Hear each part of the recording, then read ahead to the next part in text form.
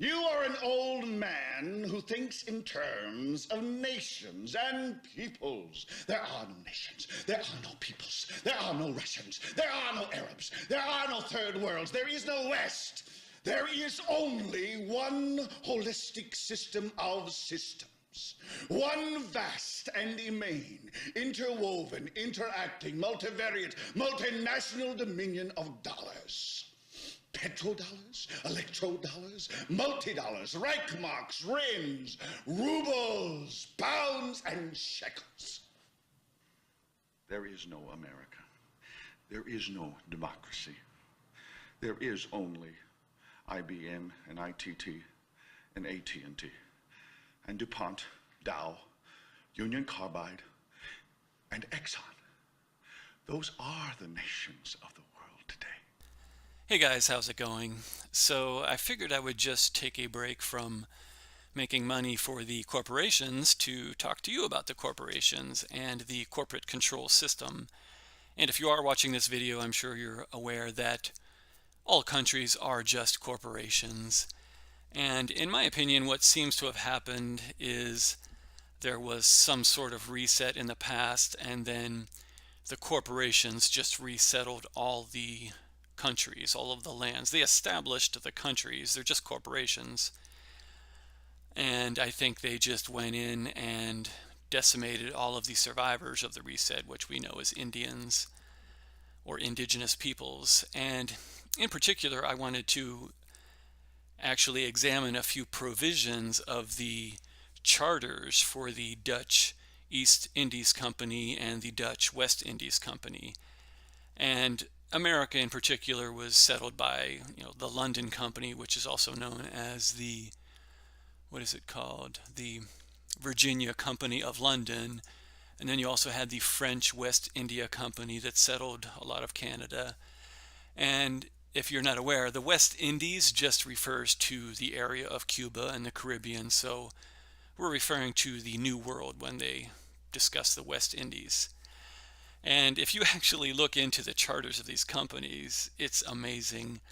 In school, they obviously just teach you names and dates and superficially go over the history of that. But there is a lot of research that's been done on the atrocities committed by the Dutch East and West Indies companies. But again, if you really look into it, it's quite scary. And also, they're headquartered in The Hague. And I found that to be interesting because, as you know, that is the seat of the International Court of Justice, or the World Court. And I do have some amazing pictures of the architecture in The Hague that I will share at the end of this video. But before I get into that, I just again wanted to read some of the provisions of these charters so you can see how obvious it is that the corporations were the ones in control. There were no Christopher Columbuses out there and pilgrims settling the lands like good little settlers and good little immigrants into the New World. These were corporate takeovers of land, corporate resettling of lands. And it's quite obvious if you actually read the charter. For instance, if we look at the 1602 charter of the Dutch East Indies Company, we find that to ensure that the purposes of this united company are achieved up to the greater benefit of these united provinces, to maintain and expand trade to profit the company, we do hereby license the above-mentioned company with the conditions as follows. And then this is interesting to me because they're basically telling the world that they have a monopoly. And these are Dutch companies getting together to make this larger company, this united company.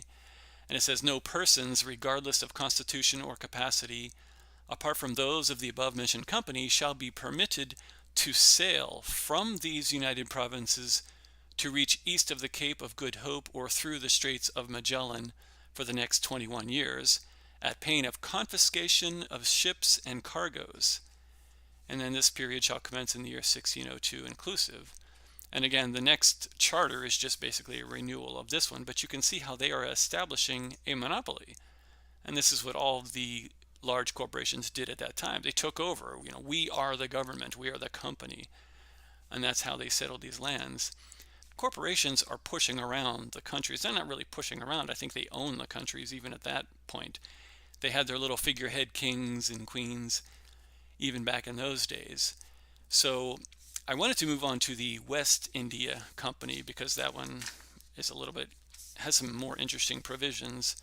But again, it's basically the same verbiage. It just expands upon and renews the one that was 20 years prior. So the first one I wanted to look at is that we have therefore, and for several other important reasons and considerations as thereunto moving, with mature deliberation of counsel, and for highly necessary causes, found it good that the navigation, trade, and commerce in the parts of the West Indies and Africa, and other places hereafter described, should not henceforth be carried on any otherwise than by the common united strength of the merchants and inhabitants of these countries, which basically means that no one can engage in trade in these areas other than the company.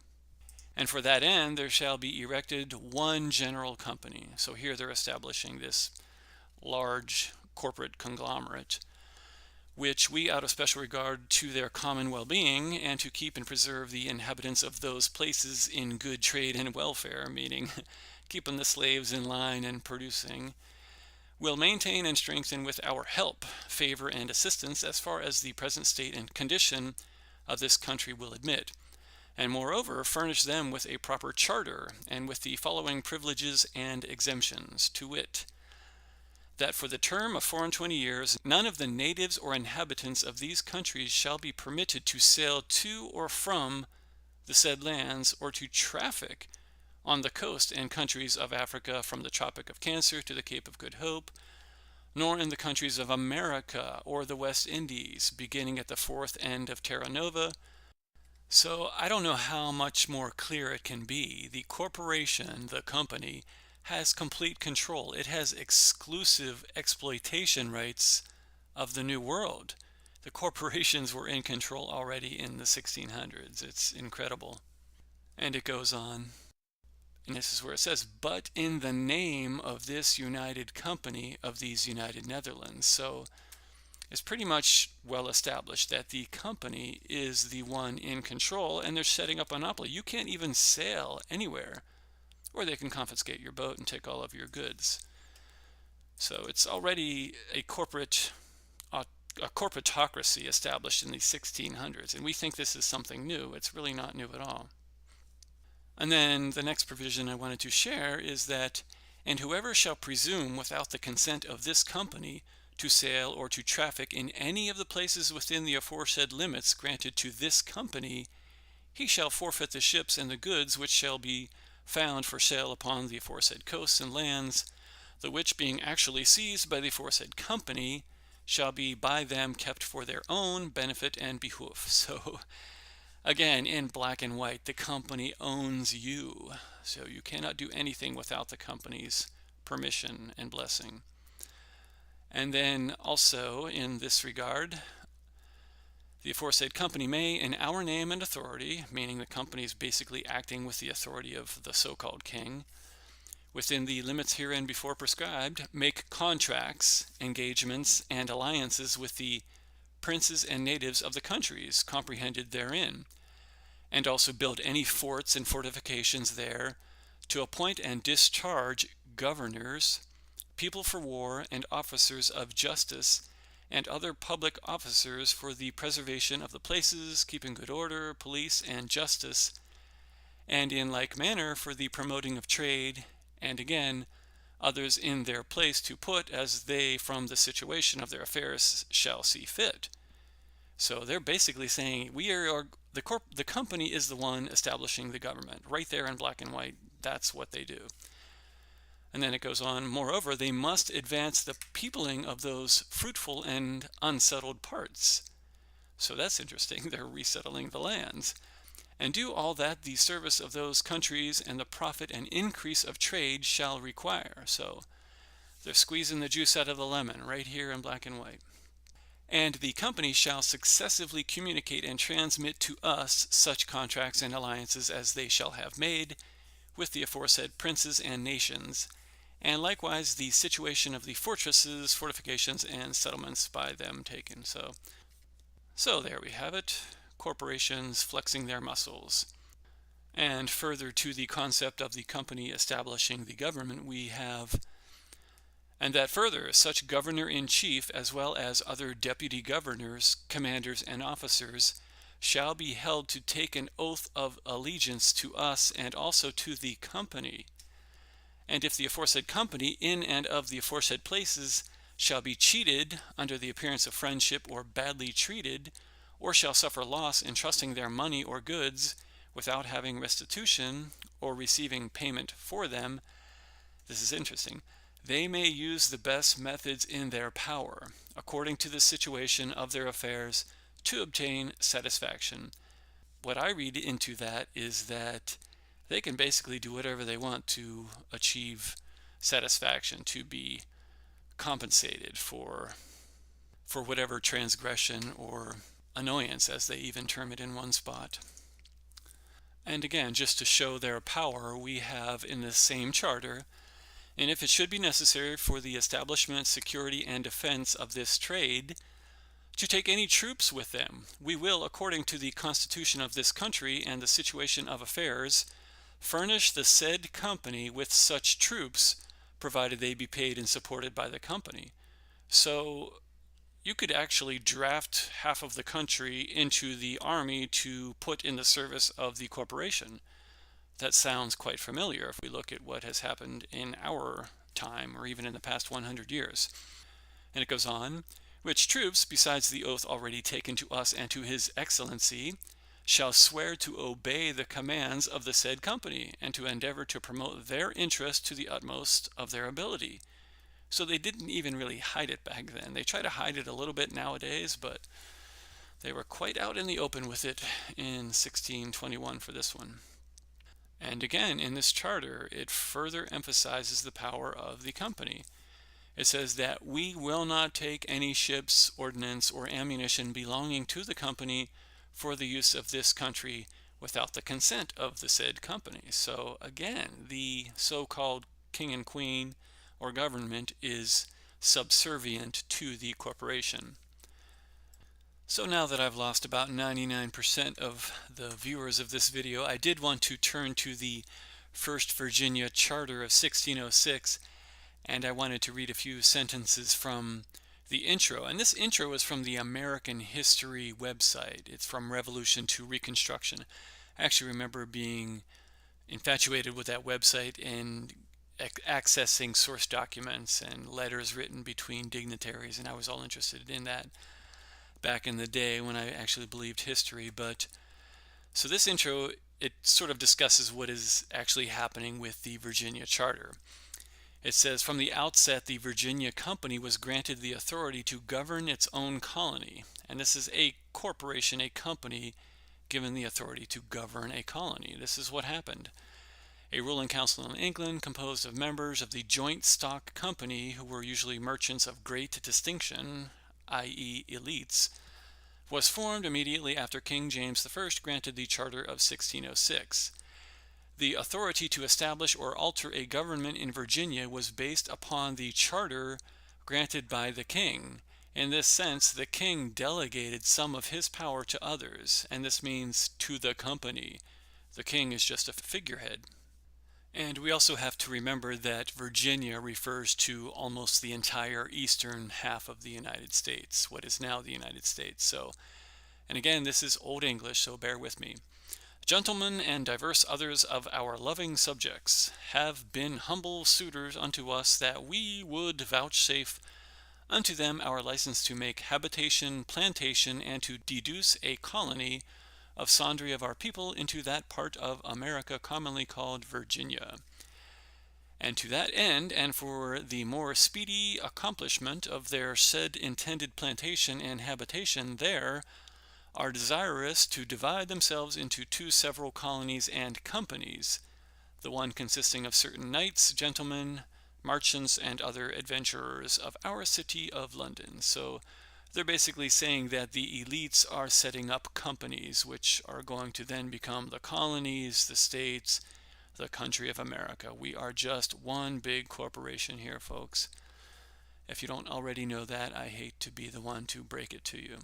And so it goes on, we greatly commending and graciously accepting of their desires to the furtherance of so noble a work, which may, by the providence of Almighty God, hereafter tend to the glory of his divine majesty in propagating of Christian religion to such people as yet live in darkness and miserable ignorance of the true knowledge and worship of God, and may in time bring the infidels and savages living in those parts to human civility and to a settled and quiet government, do by these our letters patents graciously accept of and agree to their humble and well-intended desires. So there's your excuse for going in and ridding the land of terrorists. I mean savages. I mean the actual owners of this land.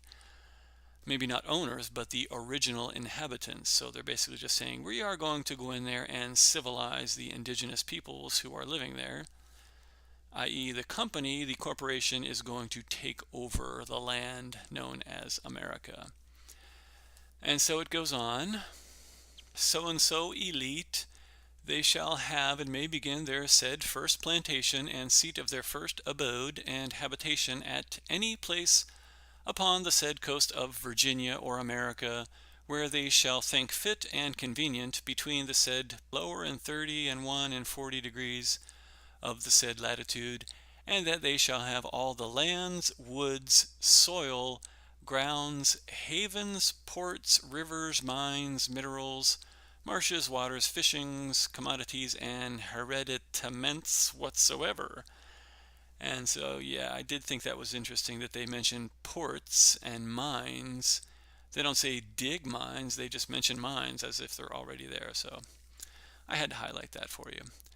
And then later on we have, let's see what we have.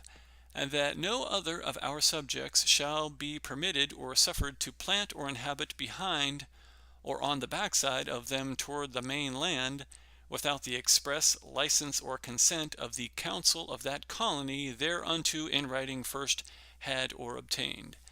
And to translate that, that just means that nobody can establish any kind of dwelling or make any claim in and around the land occupied by the corporation. So basically they're saying the corporation runs the show.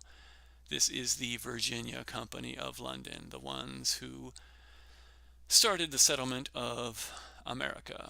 And they go on, and that they shall or lawfully may establish and cause to be made a coin to pass current there between the people of those several colonies, for the more ease of traffic and bargaining between and amongst them and the natives there, of such metal and in such manner and form as the same several councils there shall limit and appoint.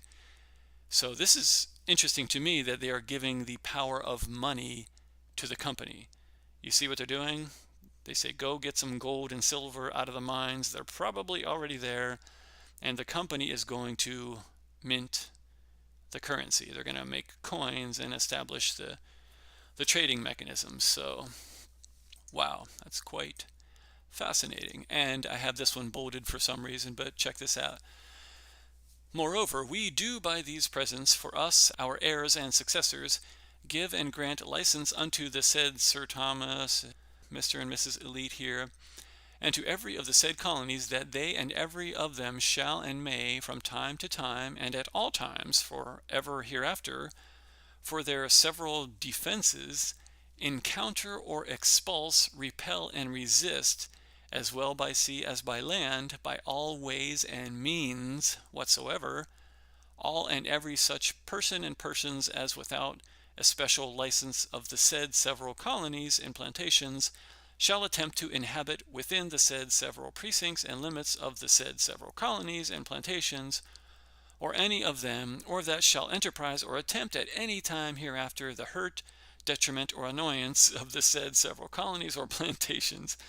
Oh my gosh, it can't get any better than that. So basically what they're saying here is that the company, the corporation, has full authority to expel any transgressors. They have full ownership of the land. And it even says there, if anybody annoys them, they can kick their butts. So they run the show. This really is stressing in Old English legalese The company runs the show. Don't mess with the company or you're going to get your butt kicked. Wow.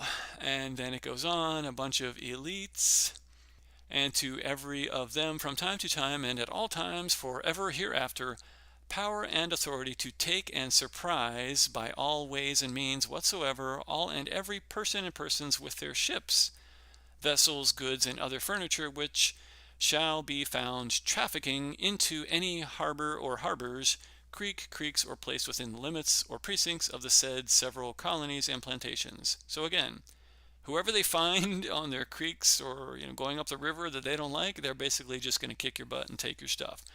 The company runs everything. If you don't work for the company or you're not in a deal with the company, they can smash you and do whatever they want. So I don't know how else to put this other than this is it's a funny charter. This is, back then they're just basically saying we run the show and you stand no chance against the company, the corporation. I think I don't need to read any more of that area of the Virginia company. Let's see, I have another one highlighted here. I'm starting to get delirious reading this old English, but let's see, I'll skip the first part. And that it shall be lawful and free for all princes and others to pursue with hostility the said offenders, and every of them and every of their procurers, aiders, abettors, and comforters in that behalf. So, yeah, there it is, guys. It's in black and white. The corporation is the one that established the government. There is no such thing as we, the people, come together and establish this government. I mean, are you kidding me? Come on. It's always been a corporation. Actually, if you take the Constitution of the United States, you can quite easily see that it is just an Articles of Incorporation. Corporations have Articles of Incorporation and bylaws, Articles of Association if you're from Britain, but that's exactly what is happening with our Constitution. It's just a corporate document. It's a charter of the United States of America, fully incorporated. We know this. This is Conspiracy Theory 101, so I'm not telling you anything new. I'm just highlighting in these old documents how obvious it is that these lands were founded by a corporation. I can't stress that enough. And it's not even something like there's some evil guys out there at the head of these corporations. Actually, once the corporations are established, they basically just feed on the people. Once you set it up, it just feeds on the energy and the labor of the people. We have to keep working ourselves to the bones to keep these corporations alive, when what we should be doing is just letting them all die. Let the corporations die. But unfortunately, to do that, you have to give up your iPhone and you will have to give up the internet, because you cannot have the internet and you cannot have an iPhone without the evil corporate system. I know that does not make me very popular, but in my opinion, that is the case. And I did promise you that I would show you some photos of The Hague, and I think these are very interesting photos. They're, again, examples of amazing architecture that apparently was built by a bunch of peasants in the 1500s or who knows when. So let's get started on this and on a happier topic. So our first candidate is the Binnenhof, and it was originally owned and built by a group of Dutch counts during the end of the medieval period. This Gothic palace was converted into the main parliamentary building in the Netherlands in 1584 after the Dutch Republic was established. So 1500s, bunch of savages running around building these gigantic palaces. So we have that one, and then this other picture of it. Look at that on the lake there. It's just breathtaking and almost unbelievable, as is everything from the past. And the next one's very interesting because this is the Peace Palace, and this is the home or the seat of the International Court of Law, the World Court. And it was specifically designed to accommodate international judicial bodies, and its construction was funded by American steel magnate Andrew Carnegie. Yeah, wow, that's amazing. Carnegie, he had many buildings in Pittsburgh, the Carnegie Museums. And even before I was into fake history, I would exclaim to people, how in the world could we do this in the 1800s? And if that is true, if we could do these things before we had the so-called income tax and all these things that we have in modern society, perhaps we're going in the wrong direction. And again, this was before I even knew about fake history, and I was just so amazed by the 1800s buildings, these things that got turned into museums. So yeah, check out this Peace Palace. I mean, it's just incredible. Look at the interior shot there. We have a little hearing going on there. The International Court of Justice. Look at that hallway, and look at this. I guess that's an aerial shot of the grounds. That is, wow. Besides the Peace Palace, we also have the Grot of St. Jacob Skirk, is among the oldest buildings in The Hague and has played an important part within the city's history since its construction in the 15th century. So apparently this thing was made in the 1400s by a bunch of peasants. Many famous Dutch figures have worshipped inside the church, and the Orange Nassau family are traditionally baptized at its front. Not sure what that's about. Yeah, check out the inside of this. That's incredible. There's some kind of grave of Jacob van Wassen Odam. And then here's a ceiling shot, the wooden ceiling. It's painted with a extremely rare looking chandelier. And then we have another tomb of Gerrit van Sandelfut. I'm butchering these names, but I don't have the time to learn how to pronounce them. And then we have another tomb of Philip so-and-so. And again, here's a shot of the clock tower. Look at that stuff. That's pretty amazing. And then this, I'm not sure what this is. This looks like almost a pipe organ. Wow, that's insane. Very cool. Moving on, we have the palace. Actually, there are three palaces. The first one is this Norandine Palace, and it was given to the Dutch royal family, 19th century. But in addition to that, we have this one called the Huis ten Bosch, and to me, this one is very impressive. If you look at the inside, look at the paintings on the walls and the ceiling, and you can see this shot from far away down the pathway. But what impresses me most is the layout of the gardens. Look at this image of the gardens and how they're laid out and the geometric patterns. Wow, I would love to live there. So that's very cool. The third palace would be the Royal Palace in Amsterdam, and so as you can see here, I don't need to say much about that. Incredible that peasants whenever this thing was built, I'm not even sure when it was built, but yeah, peasants, some shovels, horses and buggies. Wow, that's an amazing palace there in Amsterdam. And last but not least, we have the Kurhaus van Scheveningen. It's a hotel now. Who knows what it was when it was originally built, but again, it's referred to as a hotel now, or is used as a hotel now. Accommodates thousands of people every year, and it's known as the Grand Hotel Amrath Kurhaus, The Hague. And so let's check out a few of these insane looking photos. We have the inside shot of the lobby here, or some eating area. Check out this shot of the roof and that chandelier. That is unheard of. Not sure we could build that now.